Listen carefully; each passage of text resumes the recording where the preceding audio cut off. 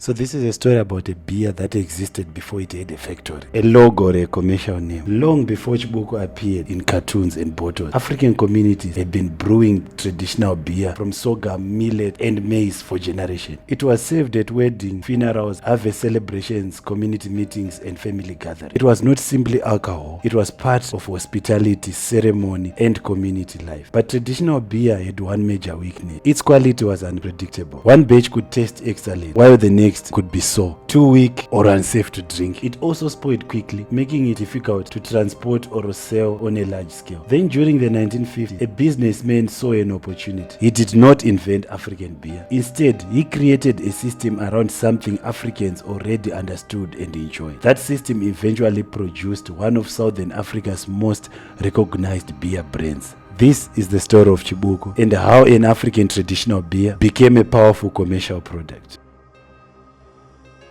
Traditional beer has existed for centuries. Different communities used different grains depending on what was available locally. Some used sorghum, some used millet, maize or other grains which were available at the time. Unlike clear European style lager, traditional African beer was thick, cloudy and slightly sour. It contained yeast, starch and small particles from the grain. This made it more filling than ordinary lager. In many communities, brewing was carried out mainly by women who passed the knowledge from one generation to another. The drink played an important role in social life. It welcomed visitors, it brought families together, it was used during celebrations, ceremonies and community discussions. But this beer was designed for local and immediate consumption. It was brewed inside homes or villages, consumed within a short period of time. There were no laboratories, refrigeration system or standard measurement. Brewers relied on experience. The amount of grain could change, the temperature could change, the fermentation time could. This meant the taste and alcohol level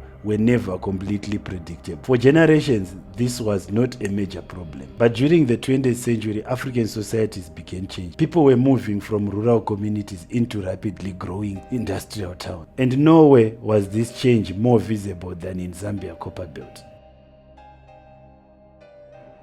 During the 1950s, Zambia was still known as Northern Rhodesia.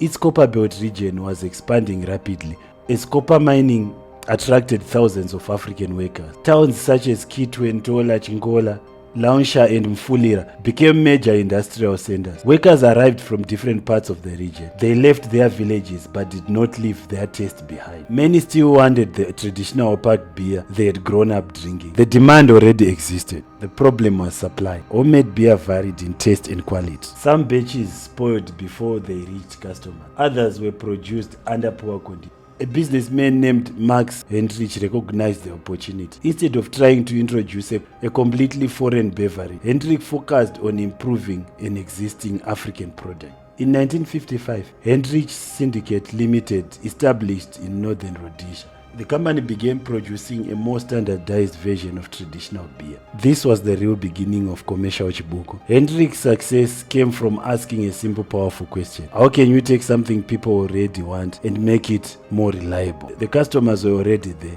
The culture was already there. The ingredients were already there. What was missing was consistency. Origin of the name Chibuku had several closely related explanations. According to the most common story, Max Hendrich carried or maintained a large book. Inside it, he recorded information about the brewing process. He wrote down recipes, fermentation times, customer comments, and the changes made during the production. Some accounts say the book was also used to record credit given to workers who bought beer before payday. So the workers and the customers began associating the beer with the large book. The word Chibuku is often explained as meaning big book. Other accounts connect the name to the expression by the book, suggesting that the beer was produced according to carefully recorded instructions. The exact explanation may be debated, but the importance of this book is clear. It allowed the company to record what worked and repeated it. Traditional brewing knowledge was no longer held only inside the memory of one individual. It could now be documented. If one batch tasted good, the process could be repeated. If another batch failed, the company could study what went wrong. This was how a traditional product became a repeatable business. The book represented a difference between simply making a beer and building a company. So early Chibuku looked different from what you are seeing here from this product. It wasn't done this way. The beer was transported in large tankers and distributed into buckets of drinking containers. But the business faced a serious challenge. Chibuku continued fermenting after production.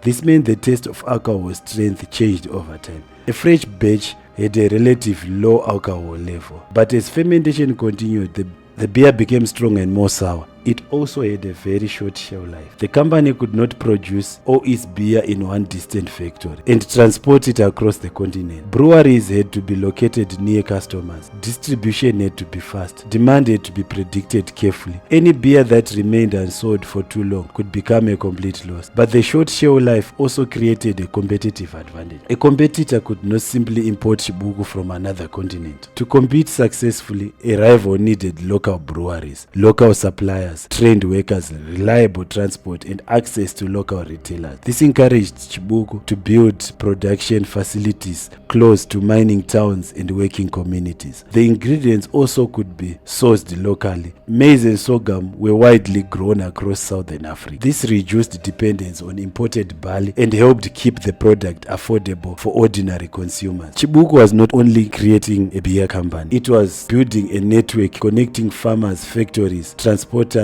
beer halls, retailers, and customers.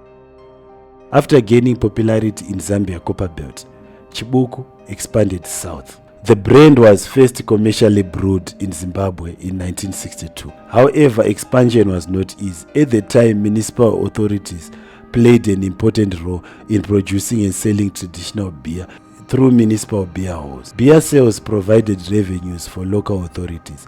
A private company entering the market threatened this established system. Chibuku therefore faced resistance not only from competitors but also from institutions that benefited from controlling beer production and distribution. But customer demand helped the company to grow. People already understood the product, they recognized the taste, and many workers saw it familiar, affordable, connected to their cultural background. Over time, Chibuku became deeply embedded in Zimbabwe's popular culture. The brand became associated with music competitions, traditional festivals, football, community events, and advertising. It became more than a subject, it became more than a product. It became a part of everyday social life. This cultural connection gave Chibuku something that many imported brands struggle to create: authenticity.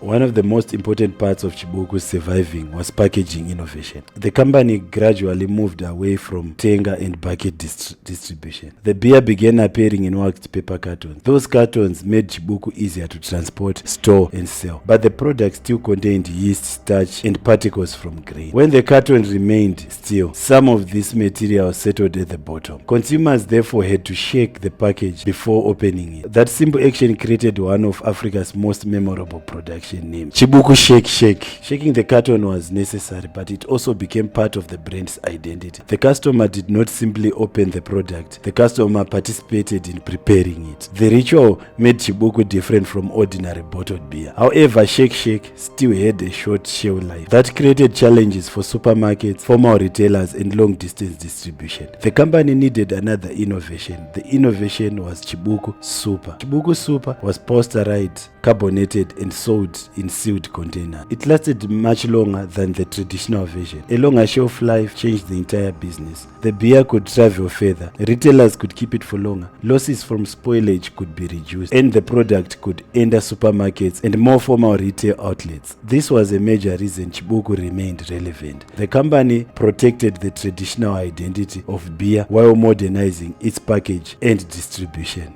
For those who are interested to know, this is Chibuku Super. This is Chibuku Super. This is the current packaging they have. Now back to the video.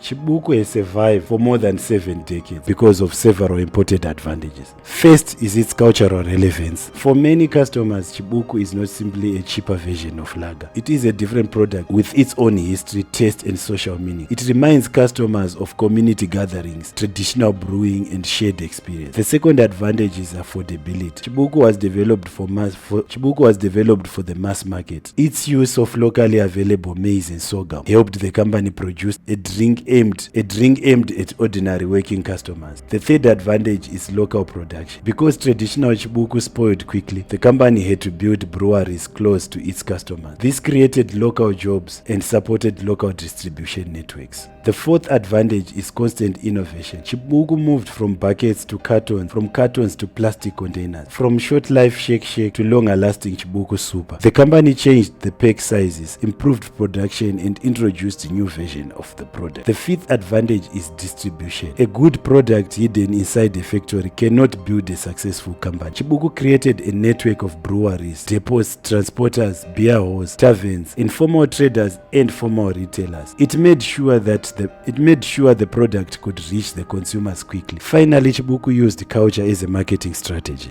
Through music, dance, and community sponsorship to the lives of its customers, it did not try to appear European, it built its identity around African culture.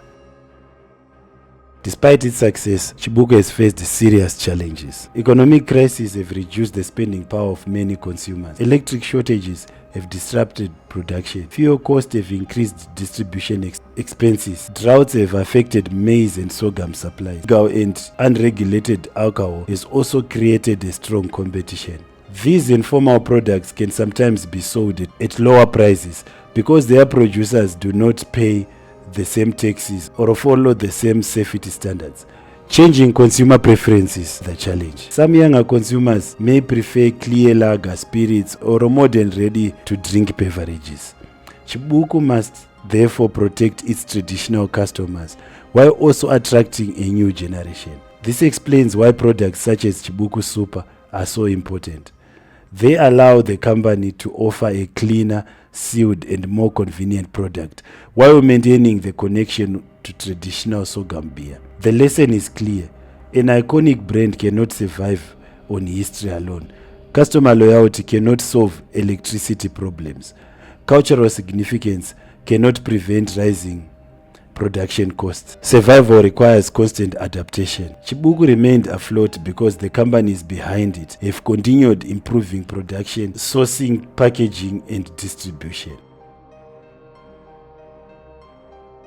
Lesson 1. Improve what people already buy. Max Enrich did not invent African traditional beer. He recognized that millions of consumers already wanted it. The opportunity was found inside the weakness of the existing product. Quality was inconsistent. The beer was spoiled quickly. Production was difficult to scale. Distribution was fragmented. Chibuku succeeded by solving these problems. African entrepreneurs should not always search for completely new ideas. It's to improve a product that already exists in the informal economy. Ask yourself, what are people already buying despite poor quality, bad packaging, or unreliable service? The next great African company may come from creating a beer system around an existing African product. Lesson 2. Documentation creates scale. The story of the book represents an important business principle. A company cannot grow safely when all its knowledge exists only inside the founder's head. Recipes must be recorded, costs must be tracked, customer complaints must be studied, quality standards must be created, workers must be able to repeat the same process without the founder watching every step. Talent can create a good product, but systems create a lasting company. Lesson 3. Protect the culture but modernize the business. Chibuku survived because it did not abandon its traditional identity, but it also did not refuse to change. The company modernized its factories, packaging, distribution, and quality control. It developed products with longer shelf lives. It entered supermarkets and formal retail markets. The lesson is not to choose between traditional and innovation. The lesson is to combine them. African businesses should protect the cultural meaning that makes their products unique, while modernizing the system that delivers those products to customers. Tradition gives a product meaning. Innovation gives it a future. African communities had brewed the traditional beer long before the company existed. The achievement was building a commercial system around that tradition. Chibuku created more consistent production. It organized distribution. It introduced recognizable packaging. It connected local farmers, factories, transporters, retailers, and consumers. And it continued changing as markets change. That is how a drink once brewed mainly inside homes and villages becomes one of Africa's most recognized traditional beer. Chibuku did not create a tradition. It created a system around the tradition. And more than 70 years later, consumers are still shaking the container before opening it. That is the story of Chibuku, a traditional African drink, a big book, and one of the continent's greatest lessons in brand building.